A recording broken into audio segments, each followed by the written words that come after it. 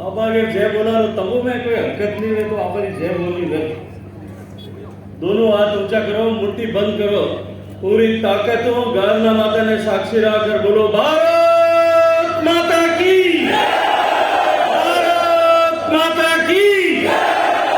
बोलो गाजना माता की,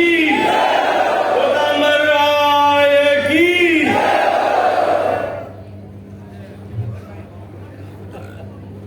गोदामर राय रे इन पवित्र प्रांगण में बैरजी महाराज ने नमन करता था। आज इन इंदावती और शेरगढ़ परगने में जब नए सूरज रो दिन उग्यो है और सोनारो सूरज एटे उग रही है। कई पीढ़ियां रे मन री मंशा और खातिर वह आज माता जी महाराज पूरो करनो एक रस्तो शुरू करियो है। इन शुभ दिनों पर आज इन पवित्र धरती पर आयोजित कार्यक्रम में मंच पर विराजोड़ा 9 कोटी मारवाड़ रा धनी आपरे सबरे मातारा मोड़ श्रद्धेय महाराजा गज सिंह साहब, मंच पर विराजमान संत शिरोमणि श्री महंत शरणदास जी महाराज टेकला धाम, श्री बुद्ध भारती जी महाराज बेलवा, श्री मदनपुरी जी महाराज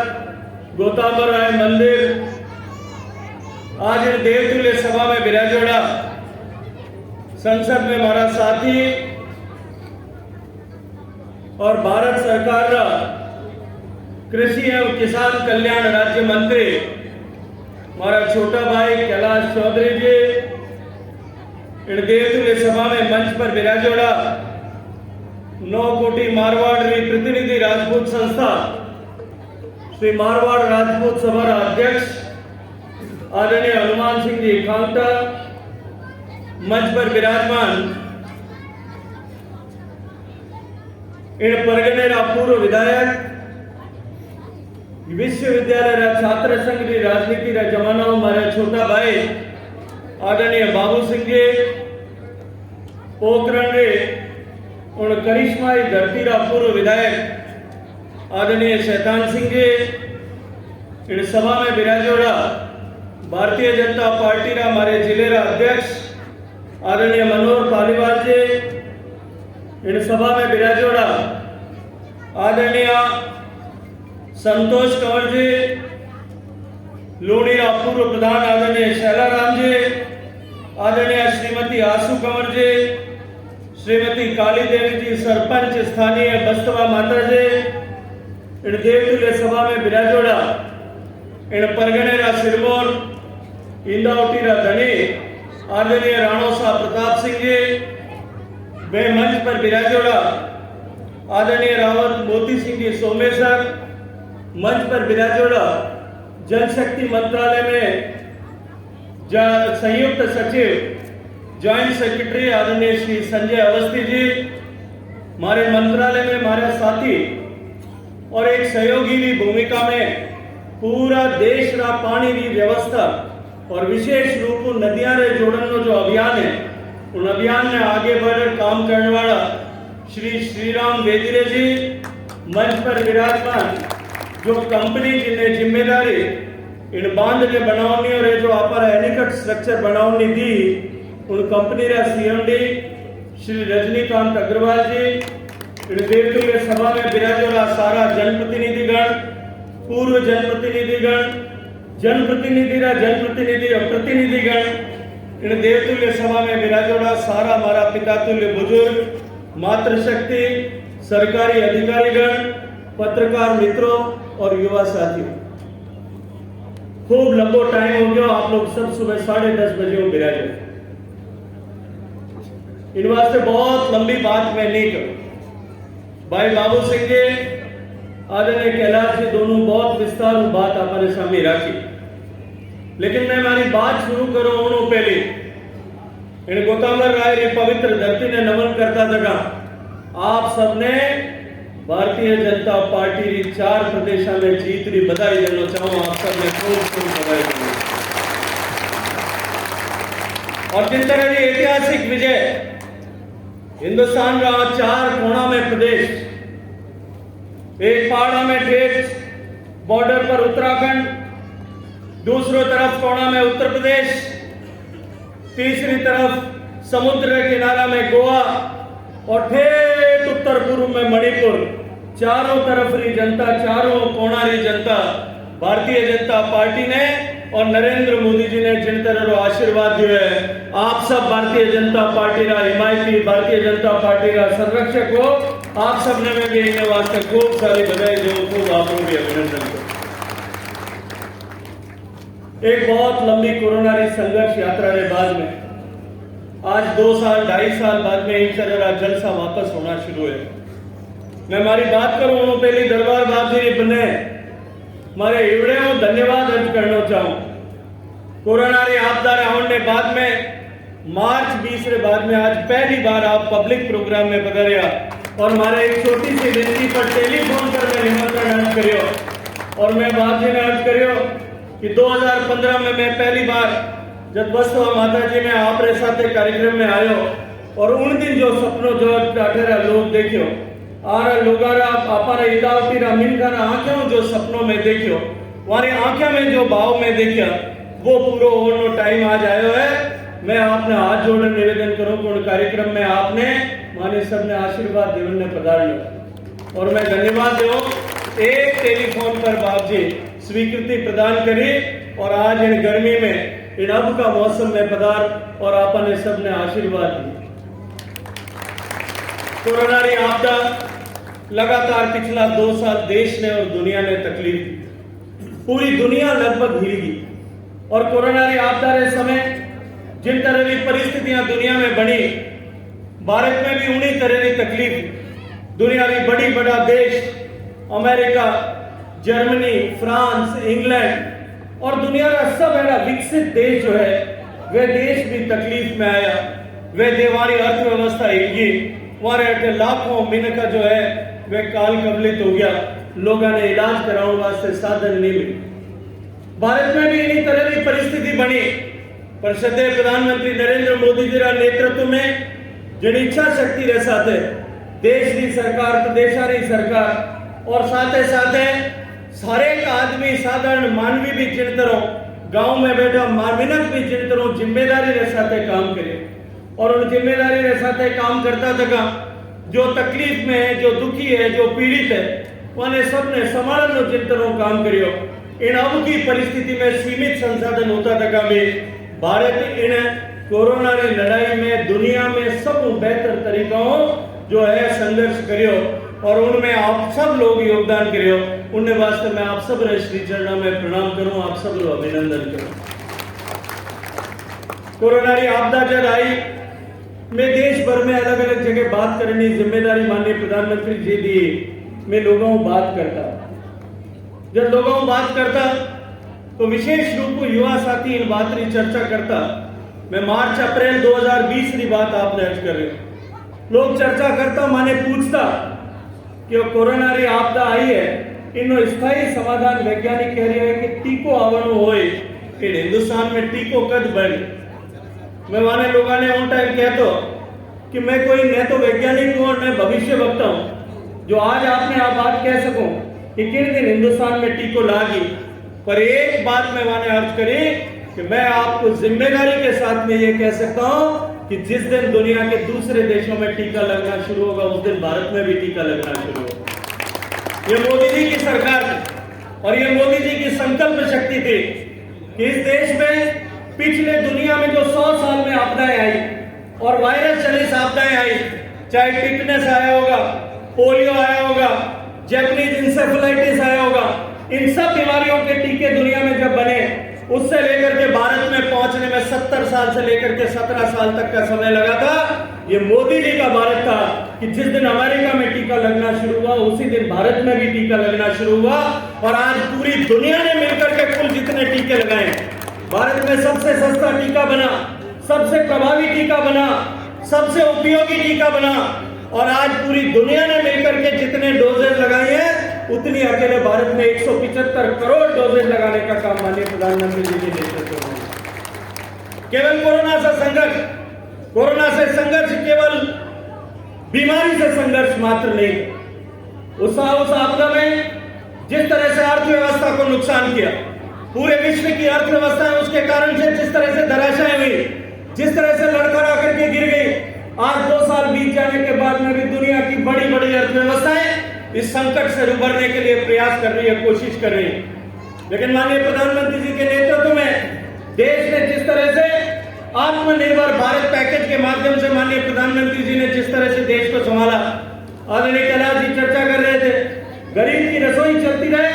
उसकी चिंता से लेकर के, रेहड़ी पटरी वाले की चिंता से लेकर के, देश के हर एक तबके को इस कोरोना की आपदा के से आई चुनौती से बचाने और उबारने के लिए जिस तरह से देश की सरकार ने काम किया, दुनिया का सबसे बड़ा स्टिमुलस पैकेज देने का काम जिस तरह से किया, ये उसका परिणाम था कि आज दुनिया की सबसे तेजी से रिकवर होकर के सबसे तेजी से वापस आगे बढ़ती हुई अर्थव्यवस्था भारत की अर्थव्यवस्था बनी। आज दुनिया युद्ध के मुहाने पर खड़ी है। जिस तरह की परिस्थितियां दुनिया में बनी है, रशिया और यूक्रेन की लड़ाई के कारण से जिस तरह के हालात पूरी दुनिया में है, लेकिन हम सब लोगों को निश्चित रूप से यह गर्व होना चाहिए कि आज उस परिस्थिति में भी पूरी दुनिया में किसी एक नेता और एक देश की तरफ टकटकी लगा करके देख रही है कि वो इस संकट का स्थायी समाधान कर रहे हैं, तो वो हमारा देश भारत है और हमारे देश के हमारे नेता माननीय प्रधानमंत्री नरेंद्र मोदी जी। संकट आया, उस संकट के समय हजारों भारतीय यूक्रेन में फंसे, 20,000 से ज्यादा छात्र भारतीय यूरोप में वहां यूक्रेन में थे, लेकिन ऑपरेशन गंगा चला करके दुनिया में एक मिसाल कायम करते हुए माननीय प्रधानमंत्री जी ने जिस तरह से स्वयं चिंता की, मंत्रियों को वहां भेजा, एक एक व्यवस्था की जायजा खुद लिया, रशिया के राष्ट्राध्यक्ष पुतिन से बात की, यूक्रेन के राष्ट्राध्यक्ष जेलेंस्की से बात की, और उन दोनों से बात करके युद्ध विराम करके तिरंगा की छाया में भारत के नौजवानों को भारत में वापस लेकर के आने का काम किया। निश्चित रूप से भारत का सम्मान बढ़ाया, और इससे पहले भी पिछले 7 साल के कालखंड में जब कभी भी आपदा आई, यमन में आपदा आई थी, जनरल वीके सिंह जी से शायद मुझे लगता है कि कोई भी ऐसा शख्स यहां नहीं होगा जो परिचित नहीं होगा। भारत के सेनाध्यक्ष, भारत के पूर्व सेनाध्यक्ष जो आज भारत की सरकार में मंत्री के नाते काम कर रहे हैं, माननीय प्रधानमंत्री जी ने उन्हें यमन भेजा था। यमन में जाकर के जिस तरह से उन्होंने 4 शक्तियां जो वहां युद्धरत थी उन सब से वार्ता करके एक मंत्री ने एक सेना नायक की तरह काम करते हुए वहां लोगों के बीच में उन चारों युद्धरत शक्तियों को युद्ध विराम करा करके वहां न केवल भारतीयों को निकाला, अभी तो दुनिया के 32 देश, जिसमें अमेरिका भी था, जिसमें चीन भी था, जिसमें पाकिस्तान भी था, जिसमें जर्मनी भी था, जिसमें इंग्लैंड भी था, जिसमें फ्रांस भी था, जिसमें इजराइल भी था, उन सब देशों के लोगों को, निवासियों को जो है सकुशल निकाल करके अपने अपने देश में पहुंचाने का काम देश की सरकार ने नरेंद्र मोदी जी के नेतृत्व में किया। ये बदलता हुआ भारत, और बदलता हुआ भारत के और भारत की ताकत केवल इससे बड़े बड़े विषयों से कि हम जो है सैटेलाइट छोड़ें या जो है हम दुनिया के बड़े से बड़े प्लेटफॉर्म पर क्या करके खड़े हो जाएं, केवल उससे नहीं बदल सकते। माननीय प्रधानमंत्री जी का पहले दिन से संकल्प था कि सामान्य मानवी के जीवन में परिवर्तन ला करके और हम देश की ताकत को बढ़ा सकते हैं। 2014 में जब प्रधानमंत्री पद पर बैठने से पहले उन्होंने अपनी नीति और अपना विजन जो देश के सामने और दुनिया के सामने रखा था कि मेरी सरकार गांव, गरीब, किसान, पीड़ित, शोषित, वंचित इन सब के कल्याण के लिए काम करेगी, उन सब के जीवन में स्थायी रूप से परिवर्तन लाने के लिए काम करेगी। आज हम गर्व से कह सकते हैं, अभी चर्चा कर रहे थे बाबू सिंह जी, कैलाश जी दोनों, कि आज जो है जिस तरह से हर एक घर तक बिजली पहुंचे, हर गरीब का घर पहुंचे, हर घर में शौचालय बने, हर घर में बैंक का खाता हो, हर एक आदमी को घर घर में गैस का चूल्हा मिले, इस तरह से सामान्य मानवी के जीवन में परिवर्तन लाने के लक्ष्य को लेकर के उन्होंने काम किया। और 2019 में जब आप सबने आशीर्वाद दिया, मुझे याद है 2014 में जब आपने आशीर्वाद देकर के मुझे भेजा था लोकसभा में, मंगल ग्रह पर हमारा यान पहुंचा, सभी लोग बधाई दे रहे। मुझे भी पार्टी ने उस समय अवसर दिया। मैंने प्रधानमंत्री जी की उपस्थिति में उस समय कहा था कि बेशक हम मंगल ग्रह पर पहुंचे, बेशक शायद आने वाले समय में हम चांद पर पहुंच जाएंगे, उससे आगे भी हम पहुंच जाएंगे, लेकिन मैं दर्द के साथ में कहता हूं कि मेरे ढाणियों में बैठे हुए लोग, हमारे आंकड़ों में बैठा लोग हाल की चिमनी और लालटेन उपट रहे। मेरी एक बात भी को अभी पढ़ने के लिए मजबूर होना पड़ेगा। और आज मैं इस परगने की तरफ से, मारवाड़ की तरफ से, राजस्थान की तरफ से और देश के ऐसे 4 करोड़ परिवारों की तरफ से प्रधानमंत्री का अभिनंदन करता हूं कि उन्होंने संकल्प की शक्ति के साथ में कि देश के हर घर तक बिजली पहुंचे, इस सपने को साकार किया। आज देश का कोई भी गांव अनइलेक्ट्रिफाइड नहीं है और हर एक घर तक बिजली पहुंचाने के लक्ष्य के साथ में देश में काम हो रहा है। सरकारें लिख करके दे चुकी हैं, लेकिन उसके बाद में भी माननीय प्रधानमंत्री जी का आदेश है कि कोई भी घर पीछे नहीं छूटना चाहिए, एक भी व्यक्ति पीछे नहीं छूटना चाहिए। अब से पहले भी देश में इस तरह की योजनाएं बनती, अब से पहले भी देश में इलेक्ट्रिफिकेशन का काम होता था। मोदी जी की सरकार में जब आप लोगों ने आशीर्वाद देकर के उन्हें प्रधानमंत्री बनाया, उससे पहले भी देश में विभिन्न योजनाएं बनती थी। गरीबों के लिए घर की योजनाएं भी बनती थी, गरीबों के लिए बिजली की योजनाएं भी शायद बनती होगी, लेकिन लाभ उन लोगों को मिलता था जो किसी न किसी मंत्री या जनप्रतिनिधि, सरपंच या किसी अधिकारी के रिश्तेदार होते थे, या किसी पार्टी विशेष के कार्यकर्ता होते थे, या किसी मजहब विशेष के लोग होते थे। ये नरेंद्र मोदी जी का संकल्प था कि देश में जो भी काम करेंगे, एक भी नागरिक पीछे न रह जाए, एक भी ऐसा व्यक्ति जिसे वो लाभ मिलना चाहिए वो पीछे न रह जाए। इस संकल्प के साथ में काम करें। आज देश में देखा कि देश में गरीबों के जीवन में, सामान्य मानवी के जीवन में परिवर्तन आया और स्थायी रूप से परिवर्तन लाने के लिए काम किया। 2019 में आप सबने आशीर्वाद दिया, जोधपुर की जनता ने और शेरगढ़ की जनता ने उस कठिन चुनाव में जिस तरह से मुझे आशीर्वाद दिया, मेरा साथ दिया, मैं आप सबके श्री चरणों में प्रणाम करता हूं, अभिनंदन करता हूं। उस कठिन दौर में जिस तरह से दीवार की ताकतवर दीवार बन के आप लोग मेरे पीछे खड़े रहे। मुझे याद है मैं जब यहां आया था चुनाव के समय में, 5 साल पहले से मुझे आप लोगों ने प्रतिनिधि चुन करके भेजा। 2015 से लेकर के 20 तक, 2015 से लेकर के 14 से लेकर के 18 तक राजस्थान में भारतीय जनता पार्टी की सरकार, भारतीय जनता पार्टी की सरकार होते हुए भी मैंने, बाबू सिंह ने भी प्रयत्न किया, अभी कहा विधानसभा में आवाज उठाई। मैंने भी मुख्यमंत्री को पत्र लिखे थे कि शेरगढ़ परगने में विशेष रूप से इस इंदावटी का ये सपना गौतमबुद्ध राय का बांध बनना चाहिए, लेकिन दुर्भाग्य से पूरा नहीं हो पाया। मैं जब 2019 के चुनाव में यहाँ आया, मुझे याद है राणा साहब उस समय साथ में थे, आदरणीय सवाई सिंह जी साथ में थे, और जितने लोग यहाँ साथ में थे सबने मुझे कहा था कि अब की बार माता जी आपने आशीर्वाद दे तो अब की बार बंदारो काम पूरा कराना है ताकि हमारे लोगों की अपील यानी मांग पूरी। और मैं आज देवी के चरणों में मारो शीश अर्पण करता था, शीश नमन करता था। मैं अर्ज करूं माता जी महाराज आशीर्वाद दियो, आप सब लोग साथ दियो।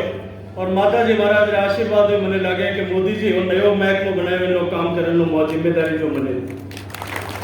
जल का विषय आज पूरी दुनिया के सामने जल संकट है। पूरी दुनिया इस बात से घबराई हुई है कि जिस तरह से परिस्थितियां बदल रही है, जल संसाधन सीमित हो रहे हैं, आबादी बढ़ती जा रही है, क्लाइमेट चेंज जिस तरह से बढ़ रहा है, उसके कारण से जिस तरह के प्रभाव हो रहे हैं, पर्यावरण में परिवर्तन के कारण से जिस तरह के प्रभाव हो रहे हैं। बुजुर्ग लोग बिराजे है, पहले हमारे बड़ा लोग 3-4 महीना तक चलते, हमें तो कोई 5-7 दिन झपट जाए, बरसात हो जाए, एकदम बड़ा पूरा हो जाए, ठा नहीं पड़े, न बत्ती बरसात नहीं आए। टाइम बदल गया। आज जिस तरह के परिवर्तन पूरी दुनिया में हुए, उन कारण जिन तरह की चुनौती पूरा दुनिया में खड़ी हुई, आज पूरी दुनिया इन बात को घबरा रही है कि आने वाला टाइम जाने जो है पीवन में पानी कटूंगे, खेती के वास्ते पानी कटूंगा है। और जो संकट दुनिया रे सामने है, उन बड़ो संकट जो है वो भारत रे सामने। दुनिया की कुल आबादी, दुनिया की कुल आबादी का 18% आबादी भारत में, दुनिया की कुल आबादी का 20% हिस्सा जो है, दुनिया की कुल पशुधन आबादी का 20% हिस्सा भारत में। लेकिन दुनिया भर में जितना पीने के योग्य पानी है उसका केवल 4% हिस्सा भारत में मिला। और अगर भारत से आगे बढ़कर के मैं राजस्थान में बात करूं 60% आबादी राजस्थान में, देश का 12% से ज्यादा पशुधन राजस्थान में, लेकिन देश के कुल जल संसाधन जितने हैं उसका केवल 1% हिस्सा इस राजस्थान में। और राजस्थान में भी आगे बढ़कर के जब मैं पश्चिमी राजस्थान की बात करता हूं तो चुनौती और संकट और भी ज्यादा गंभीर है। मुझे याद है मैंने प्रधानमंत्री जी की उपस्थिति में इसी तरह का एक कार्यक्रम में ये बात कही थी कि मेरी माताएं बहनें, मैं जिस क्षेत्र से आता हूं, मेरी माताएं बहनें 12 साल की उम्र से सिर पर मटका रख करके पानी लाने के लिए यात्रा प्रारंभ करती। 12 साल की उम्र में अपनी मां के साथ कौतूहलवश माता माते घड़ो उगड़ पानी लेवने बेरा माते या कहीं नाडी माते तालाब माते जाते, बेरी माते कुई माते जाते। जो जो उम्र बढ़ती, मैं प्रधानमंत्री जी ने स्वामी की कि जो उम्र बढ़े जो मटकारी साइज भी बढ़ती जाए और साथ ही साथ मटकारी गिनती भी बढ़ती जाए, एक माते एक घड़ूली और फिर छोटो घड़ूली 3 हो जाए।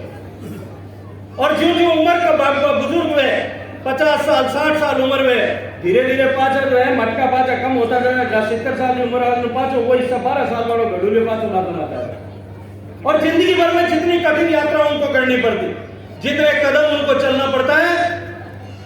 धरती की एक पूरी 4 परिक्रमा करने के बराबर परिश्रम हुआ है एक मातृशक्ति, एक माता अपने जीवन भर में केवल अपने घर परिवार को पानी लाने के लिए चला। देश में हजारों परिवार ऐसे हैं जिनको आज भी पीने के पानी के लिए, ये जानते हुए भी कि इसमें आर्सेनिक है, इसमें फ्लोराइड है, इसमें आयरन है, ऐसे प्रदूषित पानी है और ये पानी पीने से उनका बेटा जिंदगी भर के लिए दिव्यांग हो जाएगा। आज पानी पिलाने के लिए मां मजबूर है। मैं अभिनंदन करना चाहता हूं आप सबकी तरफ से माननीय नरेंद्र मोदी जी का कि उन्होंने 2019 में जल शक्ति मंत्रालय का गठन किया, जल के सारे विषयों को एकत्रित किया, 4 मंत्रालय को एक साथ जोड़ा, 9 डिपार्टमेंट को एक साथ जोड़ा और सबको जोड़ करके आपके आशीर्वाद पर मोहर लगाते हुए मुझे उसकी जिम्मेदारी दी, काम करने की जिम्मेदारी दी। माननीय प्रधानमंत्री जी ने कहा कि स्थायी जल संकट का समाधान यदि करना है तो देश में वाटर बियरिंग कैपेसिटी, पानी को रोकने की क्षमता को बढ़ाना पड़ेगा। प्रधानमंत्री जी के नेतृत्व में प्रधानमंत्री कृषि सिंचाई योजना के माध्यम से हम लगातार ऐसे रुके हुए बांधों पर काम कर रहे हैं। साथ ही साथ में देश में दूसरे बड़े परियोजनाओं के माध्यम से भी लगभग इस साल का जो बजट प्रधानमंत्री जी ने दिया है 5 साल में 90,000 करोड़ रुपए की परियोजनाओं पर आने वाले 5 साल में हम काम करने वाले। लेकिन इसके साथ साथ में पानी रोकने के लिए जिस तरह से, क्योंकि हमारी जमीन के पानी पर हमारी सबसे ज्यादा निर्भरता है, भूगर्भ के पानी पर सबसे ज्यादा निर्भरता है और जमीन का पानी लगातार जिस तरह से सिकुड़ता जा रहा है, आज ये आवश्यकता है। श्री राम वेदिनी जी बैठे, इनके नेतृत्व में मुख्यमंत्री जल स्वावलंबन योजना पूरे राजस्थान में 4 साल तक चली थी, इन्होंने उसे लीड किया था। आज माननीय प्रधानमंत्री जी के मार्गदर्शन में हम अटल भूजल योजना पर काम कर रहे हैं। 6,000 करोड़ रुपए की योजना बना करके 7 पायलट प्रोजेक्ट जो है 7 प्रदेशों में 7 पायलट प्रोजेक्ट बना करके हम 7 प्रदेशों में काम कर रहे हैं, जिसमें राजस्थान भी एक है, जहां जमीन के पानी को वापस जमीन में भरा जा सके, बरसात के पानी को रोक करके जमीन में भरा जा सके, उसके लिए काम कर रहे हैं। और इसके साथ साथ में जो है जमीन के अंदर की चीजों का, थोड़ा दिन पहले कहते हेलीकॉप्टर उड़ती थी, क्यों हमारे ऊपर उड़ तो मैंने फोन आया होगा वो कड़ी मशीन लगा हेलीकॉप्टर उड़ाओ, मैं ढाने में कहीं हो रही हो आपने कहा पड़ गया। मैं मन के मैं देखो ढाने में कौन कौन कहीं कहीं गिरे, ऊपर कैमरा लगाया। आज जमीन के नीचे किस तरह से पानी भरा जा सकता है, इसका सर्वे दुनिया की बेहतरीन टेक्नोलॉजी से, हेलीकॉप्टर के माध्यम से, ताकि तेज गति से सर्वे हो सके। आज मैं खुशी के साथ में कह सकता हूं कि राजस्थान के, गुजरात और हरियाणा के जिन हिस्सों का काम मैंने उसका शुरू किया था, 1 साल का लक्ष्य लेकर के किया था, शायद मुझे याद है 5 अक्टूबर को हमने जोधपुर से इस यात्रा को प्रारंभ किया था। आज जब मैं आपके सामने मार्च के महीने में खड़ा होकर के बात कर रहा हूं, आज उसका 2/3 काम पूरा हो चुका है। समय से पहले उस काम को पूरा करेंगे, न केवल पूरा करेंगे, उसके बेस पर योजनाएं बनाएंगे। क्योंकि इन 5 साल में जिस तरह से पानी में काम करने की क्षमता है, आप जनप्रतिनिधि गण यहाँ बैठे, आप जनप्रतिनिधि गण विशेष रूप से जो पंचायती राज में काम कर, जो है जिनको अवसर मिला है काम करने, ये 5 साल आप सब लोगों के लिए एक जो है सुनहरे कालखंड के रूप में, माननीय प्रधानमंत्री जी ने मनरेगा के काम में 65% जो धनराशि है उसको नेचुरल रिसोर्स मैनेजमेंट के लिए आरक्षित किए, और उसी के साथ साथ में 15वें वित्त आयोग से जो पैसा मिलता है उसका 60% पैसा पीने के पानी के और स्वच्छता के काम के लिए आरक्षित किया गया। लगभग पूरे अगले 5 साल में 15वें वित्त आयोग से 1,40,000 करोड़ रुपए देश में इस काम के लिए खर्च होने वाले। 20,000 करोड़ रुपया राजस्थान में इस काम के लिए खर्च होने वाला है। मैं पंचायती राज में काम करने वाले सारे जनप्रतिनिधियों से आग्रह करूंगा कि वो तो सबको आग्रह करूंगा कि इस जो है ये धनराशि और अवसर जो हमें मिला है, इस अवसर को हम सब लोग जो है शीघ्रता के साथ में और इफेक्टिवली इसको पूरा करें। आज एक सुनहरा दिन है, मुझे जो है चंपालाल जी मन प्रसिद्ध एरिया के सबने जीवन भी करना, थोड़ा जल्दी कर दूंगा। मैं बिल्कुल ज्यादा टाइम नहीं लेना चाहता और मैं आप सब ने धन्यवाद देना चाहता हूँ। आज जो बांध बन रही